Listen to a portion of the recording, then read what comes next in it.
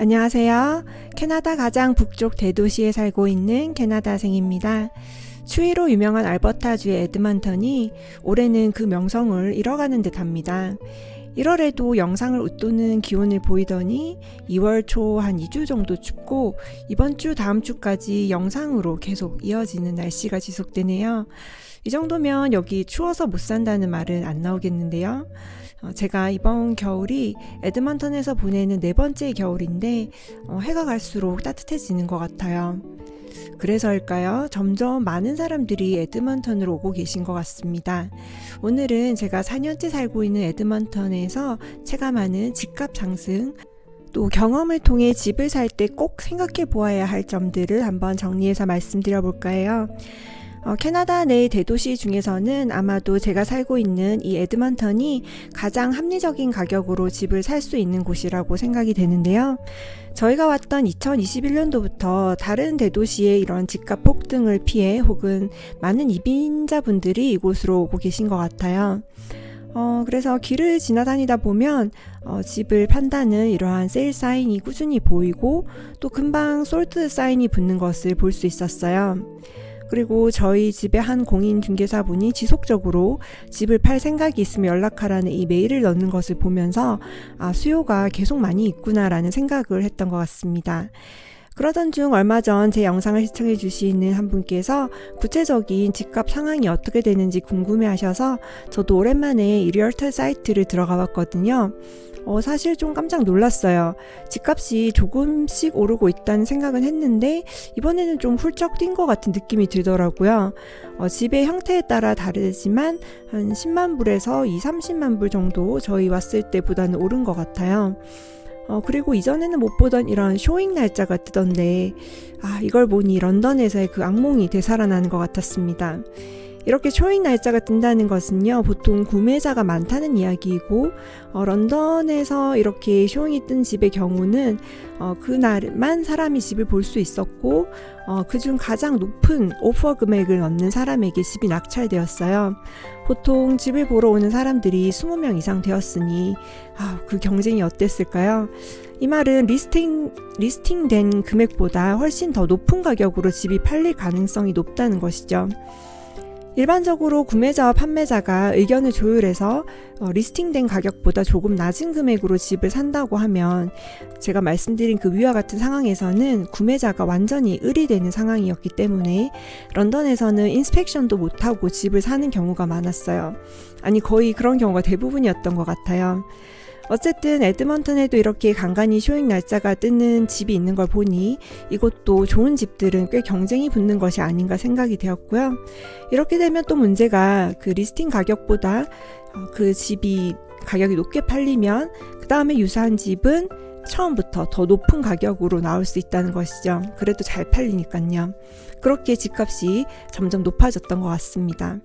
통계를 살펴보니 가장 인기 많은 단독주택의 경우 2023년에는 평균 48만 불에서 54만 불로 10.6% 정도 상승, 듀플렉스는 36만에서 40만 불로 12.3% 상승, 이렇게 타운홈과 아파트와 같은 경우도 비슷한 상승세를 보이고 있다고 하네요.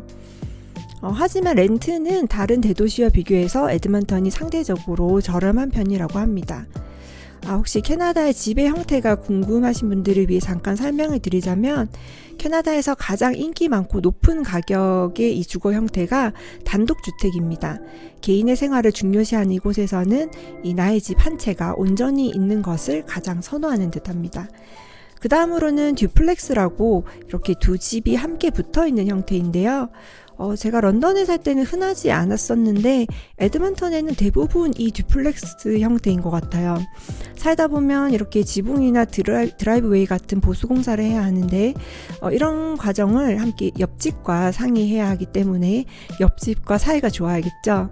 런던에 있을 때는 이런 형태의 가족분들이 함께 이렇게 옆집에 사는 경우도 보았던 것 같아요. 다음은 타운홈, 타운하우스라고 하는 형태인데요. 앞서 언급한 주거 형식들보다는 비교적 저렴한 가격이어서 새로 이제 막 시작하는 커플, 아이가 어린 가정 혹은 또 퇴직하신 분들이 은퇴하시면서 집을 다운사이징 하시면서 주거하는 형태인 것 같습니다. 매달 관리비로 일정 금액이 나간다는 것이 단점이기도 하지만 그만큼 또 관리하는 데 에너지를 덜 쏟는다는 장점도 있답니다. 마지막은 아파트인데요. 개인 공간을 중요하게 여기는 사람들이라 이 아파트가 사실 가장 선호도가 낮은 편이지만 아파트도 그 나름인 것 같아요. 좀 이런 럭셔리 아파트 같은 경우에는 부대 시설도 아주 잘 갖추어져 있어서 퇴직하신 노부부들이 좋아하시는 경우도 많은 것 같습니다. 대신 매달 관리 비용이 좀 후덜덜하다는 단점이 있어요. 보통 캐나다에서는 처음에 결혼해서 아파트나 작은 집으로 시작하게 되고 아이가 좀 크고 한창 돈을 벌 때는 단독주택과 같은 집을 이제 모기지를 해서 구매하고 그걸 갚아 나가면서 살게 되는 것 같습니다. 그리고는 퇴직할 때쯤 되면 자녀들도 이제 다 나가고 이 큰 집을 팔고 모기지를 정리하고 좀 좋은 아파트나 이런 곳에 가셔서 연금과 남은 돈으로 여생을 즐기면서 사시는 것 같아요. 그럼 이렇게 주택 가격이 오르고 있으니 무조건 빨리 주택을 매매하는 것이 좋을까요?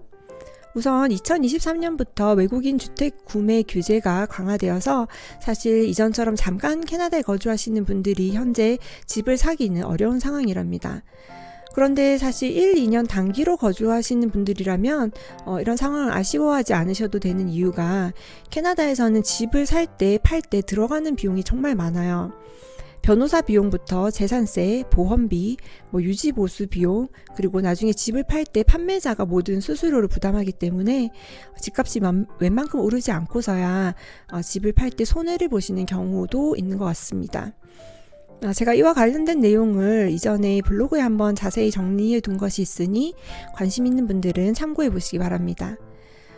그럼 여러 가지 꼼꼼하게 따져보시고 집을 구매하기로 결정하셨다면 가장 먼저 생각해야 될 것이 무엇일까요?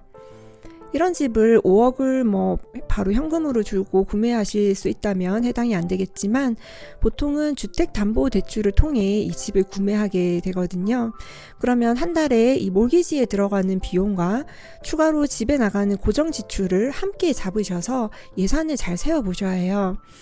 내 수입이 한 달에 한 1,000만 원 정도인데 모기지가 한 250에서 300만 원 정도면 괜찮지 않을까 생각하실 수 있겠지만 사실 그렇게 되면 아주 현실적으로 빠듯한 생활을 하시게 될 가능성이 큽니다. 모기지 비용에 더해 제가 사는 이곳은 재산세가 비싼데요. 그렇게 매달 재산세 한 번에 몰아서 내실 수도 있는데 보통은 이제 매달 따로 내시게 되면 그런 재산세, 집 보험, 집 보수 비용, 전기세, 물세, 가스비, 쓰레기 이런 유틸리티 비용도 한 달에 꼭꼭 나가는 이 고정지출 비용으로 잡으셔야 하거든요. 그러면 거의 한 달에 350 그 이상이 고스란히 집에 들어가는 고정지출 비용이 됩니다. 그러면 1,000만 원에서 한 350 빼면 아직 650만 원이 남아있으니까 괜찮은 거 아닌가요? 라고 하실지 모르겠는데요. 캐나다에서는 세금을 제하면 실제 순이익이 한 650에서 700 정도 되거든요.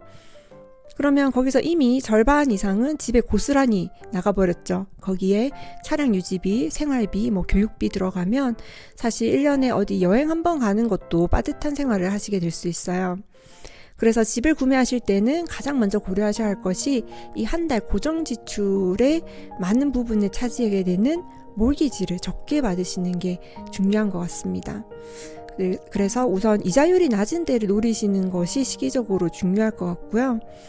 나의 가계 사정을 고려해서 되도록 부담이 적은 좀 작은 집을 구매하시는 것도 저는 좋다고 생각되는데요. 또 어떤 분들은 큰 집을 사야 이제 집값이 오르는 폭도 크니 좀 빠듯하게 몇 년 버틸 자신이 있으시다면 또 그분들의 선택이니 정답은 없는 것 같습니다. 각자의 환경과 역량에 따라 다른 결정을 내리시겠지만 그 현실의 매달 청구서는 정말 냉정하니까요. 여러 가지를 신중하게 꼼꼼하게 미리 고려해 보시기를 권해드립니다. 그리고 집을 사실 때는 엑스트라로 들어가는 초기 비용도 생각하셔야 하는데요.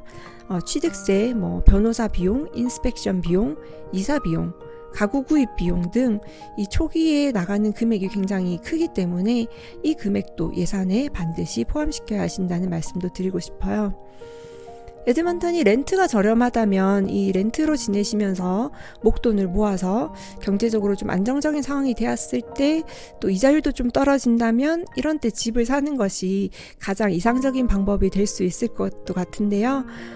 요즘은 장기화된 이 물가 상승으로 인해 렌트로 살아도 목돈 모으기가 쉽지 않다는 것이 또 사실인 것 같습니다. 어쨌든 오늘 이렇게 제가 말씀드린 내용들을 참고를 하셔서 각자의 상황에서 가장 좋은 선택을 하시는 데 도움이 되셨으면 좋겠고요. 오늘 영상 마음에 드셨다면 구독과 좋아요 부탁드리고요. 또 그럼 오늘도 우리 꼭 행복하기로 선택하고 모두들 좋은 하루 보내시기 바랍니다. 저는 또 다음 영상으로 인사드릴게요.